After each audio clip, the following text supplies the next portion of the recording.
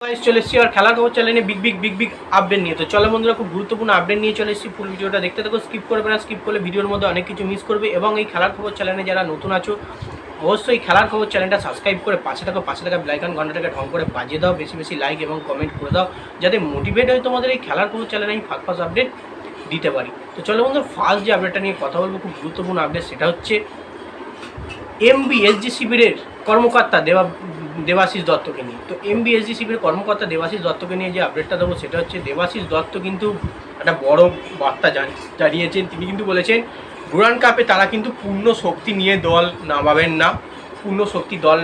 না। যে দল রয়েছে, যে দল প্র্যাকটিস করছে এবং আশিস রায় প্র্যাকটিস করেছে, হয়তো আশিস রায়কে কোনো ম্যাচে খেলাতে পারে, কিন্তু তারা বিদেশি সহ পূর্ণ শক্তি যে তাদের দল, হয়তো সেই দল নিয়ে তারা ডুরান্ড কাপে নাও নামতে পারে। এবং ওঠাউটি পর্যায়ে পৌঁছলে বা সেমিফাইনাল বা ফাইনালে পৌঁছলে তখন কিন্তু হয়তো কিছু সিনিয়র প্লেয়ার দলে যুক্ত করে দলটাকে শক্তিশালী করতে পারে, এমনই কিন্তু বার্তা তিনি জানিয়েছেন। কারণ কোনো রকমই এখনও পর্যন্ত মোহনবাগান শিবিরে সিনিয়র প্লেয়াররা প্র্যাকটিস সেশন শুরু করেননি এবং কোনো রকম বিদেশি প্লেয়াররাও কিন্তু প্র্যাকটিস সেশন শুরু করেনি কোনো রকমই। সেই কারণেই কিন্তু পূর্ণ শক্তি দল গঠন করা হয়নি। সেই কারণে কিন্তু ডুরান্ড কাপে আমরা মোহনবাগানকে জুনিয়র টিমই খেলতে দেখতে পাবো। তো এটা কিন্তু পুরোপুরি কনফার্ম আপডেট। সেমিফাইনাল আর ফাইনালের জন্য কিন্তু এক্সট্রা প্লেয়ার হয়তো ইনজিট করতে পারে, সিনিয়র প্লেয়ার 3টে বা 4টে দলেতে, যাতে দলটা শক্তিশালী হতে পারে। তো নেক্সট যে আপডেটটা নিয়ে এবার কথা বলবো, খুব গুরুত্বপূর্ণ আপডেট, সেটা হচ্ছে এমবিএসজি শিবিরের প্লেয়ার সুয়েল ভাটকে নিয়ে। সুয়েল ভাটের ওপর কিন্তু প্রচুর পরিমাণে বড় একটা দায়িত্ব পড়লো। তো বেসিক্যালি অ্যাজ এ যে টিমটা আছে, সেই টিমটার মধ্যে ভালো প্লেয়ার বলো, সিনিয়র প্রফেশনাল বলো, সিনিয়র দলে বেশি চান্স পেয়েছে বলো, সেটা হচ্ছে একমাত্র সুয়েল ভাট এবং দিব্যেন্দু বিশ্বাস। তো যাই হোক, সুয়েল ভাটের ওপর কিন্তু প্রচুর পরিমাণে ভার রয়েছে। সুয়েল ভাটকে আরও ভালো করে পারফরমেন্স করতে হবে, দলকে এগিয়ে নিয়ে যেতে হবে এবং তাকে দলের হয়ে গোলও করতে হবে। এবং কাকে ক্যাপ্টেন্সি দেয়, সেটাই হচ্ছে সবথেকে বড় ব্যাপার দেখার।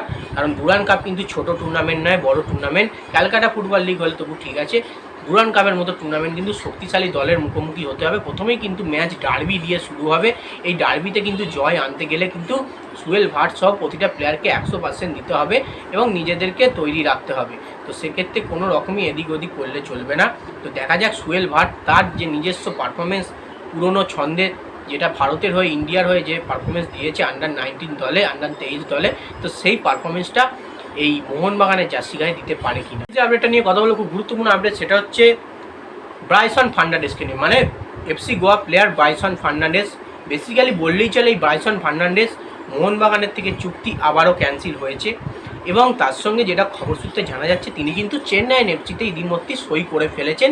এবং আইএসএল ট্রান্সফার মার্কেট সূত্রে জানা যাচ্ছে ব্রাইসন ফার্নান্ডেজের জার্সি কিন্তু চেন্নাই জার্সি গায়ে কিন্তু তাকে পোস্ট করে দিয়েছে। এবং কনফার্ম যেটা করেছে মার্কাস মার্গুলা, তার কনফার্মেই কিন্তু আইএসএল ট্রান্সফার মার্কেটে পোস্ট করা হয়েছে।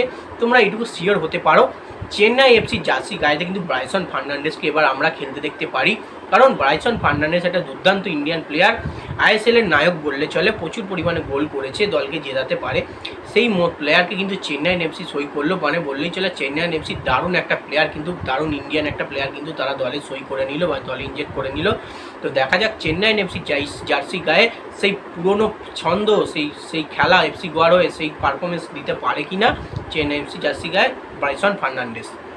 নেক্সট এবং লাস্ট আপডেট যেটা নিয়ে কথা বলবো, খুব গুরুত্বপূর্ণ আপডেট, সেটা হচ্ছে ইস্টবেঙ্গল এফসি শিবিরের প্লেয়ার আনোয়ার আলীকে নিয়ে। তো অবশেষে আনোয়ার আলীকে নিয়ে এবার শুনানির ডেট এলো। তো বেসিক্যালি কনফার্ম ডেট আমি বলবো না, যেন প্রচুর পরিমাণে ডেট চেঞ্জ হয়েছে। তোমরা একটু জেনে রেখে দাও, এই জুলাইয়ের মাঝামাঝি করেই বা এই ডুরান্ড কাপের আগেই কিন্তু তোমরা জেনে রেখে দাও আনোয়ার আলীকে নিয়ে কিন্তু শুনানি হবে। আনোয়ার আলীর কি শাস্তি না শাস্তি হবে, এবার কিন্তু কনফার্ম হয়তো আপডেট আমাদের কাছে আসবে। আশা করছি আনোয়ার আলীকে খেলা, নাহলে এই জিনিসটাকে আগে বন্ধ করুক। মানে কি ভুল হয়েছে না হয়েছে, প্রায় 2 বছর হয়ে গেল আনোয়ার আলীর জিনিসটা নিয়ে প্রচুর পরিমাণে ঘ্যাঁচড়ানো হচ্ছে, এর কোনো নিষ্পত্তি হচ্ছে না। আনোয়ার আলীকে শাস্তি দিক বা ইস্টবেঙ্গলকে ফাইন করুক বা মোহনবাগানকে ফাইন করুক, যা ইচ্ছা করুক, এই জিনিসটাকে বন্ধ করা হোক আমি চাই। তো দেখা যাক কেসটা, শুনানিটায় কি আনোয়ার আলীর বিচার আসে। তো এই আপডেট ছিল। ভিডিওটা যদি ভালো লেগে থাকে লাইক কমেন্ট শেয়ার সাবস্ক্রাইব করে পাশে থাকো। চলো বন্ধুরা, বাই, আর নেক্সট ভিডিও দেখা হচ্ছে।